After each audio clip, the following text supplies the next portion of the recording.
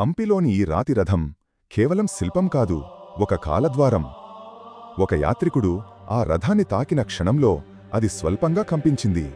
ఆ క్షణమే అతని చుట్టూ ప్రపంచం మారిపోయింది. శిథిలాల స్థానంలో విజయనగర సామ్రాజ్యం వైభవంగా కనిపించింది. సంగీత స్తంభాలు స్వరాలు పలుకుతున్నాయి, నర్తకులు నృత్యం చేస్తున్నారు. అతను గ్రహించాడు, ఇది కేవలం రథం కాదు, కాలాన్ని మార్చే శక్తి. కొన్ని శిల్పాలు కేవలం చూడటానికి కాదు, అనుభవించటానికి. ఈ ఆలయంలో కనిపించే నీడ నిజానికి నీడ కాదు. ఒక అన్వేషకుడు ఈ రహస్యాన్ని ఛేదించాలనుకున్నాడు. చిన్న రంధ్రం గుండా గోపురం ప్రతిబింబం తల్లకిందులుగా కనిపించింది.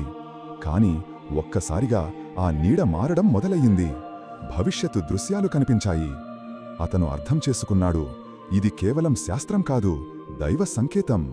దేవాలయాలు రహస్యాలను దాచిపెట్టవు, చూపిస్తాయి. ఈ గోడలు కేవలం రాళ్లు కావు, కథలు చెబుతున్నాయి. రాత్రివేళ ఆ శిల్పాలు ఒక్కొక్కటిగా కదలడం మొదలవుతుంది. రామాయణ యుద్ధం మన కళ్ల ముందే జరుగుతున్నట్లు.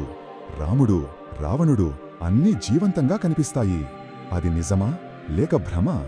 కొన్ని కథలు చదవడం కాదు, చూడాల్సిందే.